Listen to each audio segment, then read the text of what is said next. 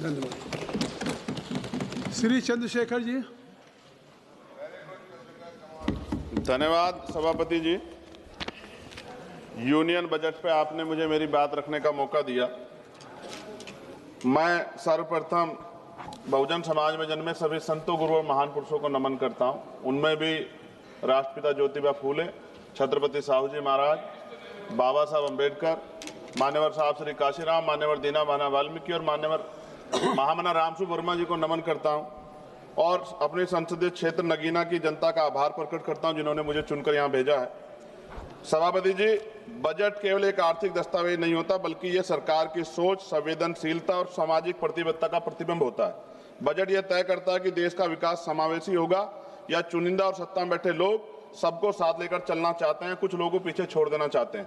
विपक्ष के नाते हमारा कर्तव्य है कि हम सत्ता सवाल पूछें और कमियों की ओर ध्यान दिलाएं और देश के उन वर्गों की आवाज बने जो इस सदन में अक्सर आंकड़ों में गुम हो जाते हैं।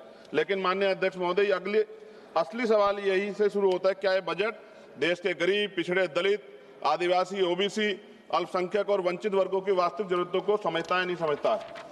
मान्यवर, इस बजट में आर्थिक विकास की बातें अधिक हैं लेकिन सामाजिक न्याय की आत्मा कमजोर। माननीय अध्यक्ष जी, सभापति जी, आज देश की सबसे बड़ी संकट बेरोजगारी। हर साल लगभग 1 करोड़ युवा रोजगार बाजार में आते हैं लेकिन अस्थायी और सम्मानजनक नौकरियां और संपादन पैदा नहीं हो रही। इस बजट में स्किलिंग की बात की गई है लेकिन स्किलिंग के बाद जॉब की गारंटी नहीं है। विशेष रूप से SC, ST और OBC समुदाय के युवाओं के लिए कोई अलग से लक्षित रोजगार योजना नहीं दिखाई देती है। देश की लगभग 45% आबादी जो कृषि पर निर्भर है, जिसमें SC, ST, OBC समुदाय की भागीदारी सबसे अधिक है, लेकिन कृषि और GDP में योगदान 15% से कम किसान की औसत आय और अब भी MSP कोई गारंटी सरकार की तरफ से नहीं दी गई है। सभापति जी, महंगाई का सबसे बड़ा असर गरीब, दलित, आदिवासी और पिछड़े वर्ग को पड़ता है। आर्थिक सर्वे के अनुसार शिक्षा व स्वास्थ्य की लागत पिछले 5 वर्षों में 30 से 40% बढ़ी है। खाद्य वस्तु कीमतें गरीब परिवारों की थाली को छोटा कर रही है लेकिन इस बजट में इन वर्गों के लिए कोई सीधी राहत नहीं दिखाई देती। सभापति जी, SC, ST और OBC वर्ग के मुख्य रूप से सरकारी स्वास्थ्य ये वर्ग है, ये मुख्य रूप से सरकारी स्वास्थ्य व्यवस्था पर निर्भर है, लेकिन भारत आज भी स्वास्थ्य पर GDP का केवल 2% खर्च करता है और ग्रामीण और आदिवासी क्षेत्रों में डॉक्टरों की और अस्पतालों की भारी कमी है। इस बजट में सार्वजनिक स्वास्थ्य ढांचे को मजबूत करने के लिए कोई निर्णायक वित्तीय छलांग नहीं। सभापति जी, शिक्षा के माध्यम जिससे सामाजिक असमानता टूटती है, लेकिन इस बजट में शिक्षा पर खर्च GDP के लगभग 3% के आसपास और SC, ST, OBC के छात्रों की छात्रवृत्ति में देरी और अनिश्चितता बनी हुई है। शिक्षा गरीब परिवारों की पहुंच से बहुत दूर है। यह स्थिति समान अवसरों की अवधारणा को कमजोर करती है। सभापति जी, SC, ST, OBC के कल्याण के लिए सबसे बड़ी जिम्मेदारी राज्यों के पास होती है, लेकिन राज्यों के हिस्से की धनराशि सीमित है। केंद्र द्वारा योजनाओं का बोझ अधिक संघीय ढांचे को कमजोर, सामाजिक न्याय को मजबूत नहीं कर रहा है एट प्रेजेंट टाइम। विपक्ष केवल आलोचना के लिए नहीं। सभापति जी, हम समाधान प्रस्तुत करते हैं। हमारी मांग है SC, ST, OBC के लिए लक्षित रोजगार मिशन चलाया जाए, छात्रवृत्ति को समयबद्ध और कानूनी प्रावधान किया जाए, शिक्षा और स्वास्थ्य पर GDP का न्यूनतम 6% खर्च हो, आरक्षित वर्गों के लिए विशेष उद्यमता और MSME पैकेज दिया जाए, आदिवासी और पिछड़े जिलों को विशेष सामाजिक आर्थिक विकास योजना चलाई जाए। माननीय सभापति जी, ये बजट आर्थिक विकास की ओर तो बात करता है लेकिन सामाजिक संतुलन और न्याय की भावना कमजोर दिखाई देती है। विपक्ष के नाते हम कहना चाहते हैं कि हम विरोधी नहीं है लेकिन अब बहिष्करण और उपेक्षा के विरोधी हैं। जब तक SC, ST, OBC और वंचित और विकास की मुख्य धारा में बराबरी में शामिल हो तब तक विकसित भारत का सपना अधूरा है। सभापति जी, सरकार 100 स्मार्ट सिटी की बात कर रही थी लेकिन आज भी भारत में सफाई कर्मचारी, संविदा कर्मी गटर में उतरता है सर। और मैं सरकार से पूछना चाहता हूं, चांद पर पहुंच गए लेकिन अपने भाइयों की सुरक्षा और तकनीकी मशीनें उनको क्यों नहीं उपलब्ध करा पाए? प्रमोशन में रिजर्वेशन SC, ST, OBC कर्मचारियों को नहीं मिल रहा है और पुरानी पेंशन सर मिलनी चाहिए, उस पर सरकार ने कोई जवाब नहीं दिया है।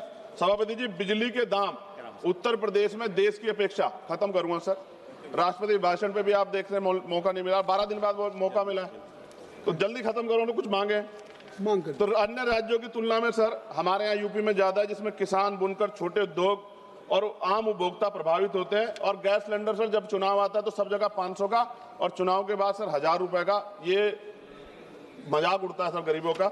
सभापति जी, 1 रुपए लीज पे पूंजीपतियों को जमीन दी जाती है, क्या ऐसी कोई योजना गरीबों के लिए भी आएगी, SC, ST, OBC माइनॉरिटी के लिए, कि उनको भी जमीन मिल जाए? साथ साथ सरकार दिवाली, धार्मिक तमाम जो धार्मिक आयोजन है सर उन पे बजट देती है, लेकिन SC ST OBC के जो महापुरुष हैं सर, जैसे बुद्ध पूर्णिमा कार्यक्रम होता है, रविदास जयंती जी का कार्यक्रम होता है, अम्बेडकर जयंती का, फूले जयंती का, पेरियार जयंती का, बिरसा मुंडा जयंती का, इन तमाम उस पर तो कोई बजट नहीं आता सर। और BT एक्ट सर, बोध गया सौंपा जाना चाहिए बौद्धों को सर, बहुत दिन से उनका आंदोलन चल रहा है, कल से आंदोलन हो रहा है सर। और अहिल्याबाई होलकर जी की देखिए आप मूर्ति तोड़ दी गई और बाबा साहब का पोस्टर जला रहे हैं सर मध्य प्रदेश में, सरकार ध्यान नहीं दे रही। आप अपनी मांग सर, हाँ मांग रख रहा हूँ सर। ऑलरेडी साथ एक और प्रधानमंत्री आवास योजना का दावा है और उत्तराखंड के नैनीताल में, हल्द्वानी में गरीब परिवारों को बेघर करने के लिए मकान तोड़े जा रहे हैं सर। कृपया पंजाब में जो बाढ़ आई थी सर, एक मिनट दीजिए सर, एक मिनट दीजिए। पंजाब में जो बाढ़ आई थी उनके लिए कोई विशेष योजना नहीं है और जातिगत जनगणना में जो सर OBC का कॉलम नहीं जोड़ा सर। मेरे लोकसभा क्षेत्र नगीना में हस्त निर्मित पेंटिंग ब्रुश कुटीर उद्योग, यह उद्योग पूरी तरह से हाथ से चलता है, दशकों तक कर मुक्त रहा, करीब 50% स्थानीय आबादी आजीविका इसी पे निर्भर है, 18% टैक्स लगा रखा। मेरी मांग है उसको 5% किया जाए सर। 2-3 मांगे सर, इनको उठा दो। काफी मांगे आपने कर दी सर काफी मांगे कर दी। रेलवे कनेक्टिविटी का विस्तार सर हमारे नगीना लोकसभा क्षेत्र में किया जाए। राष्ट्रीय और राज्य मार्गों सर, ग्रामीण क्षेत्रों में सड़कों की हालत बड़ी खराब है।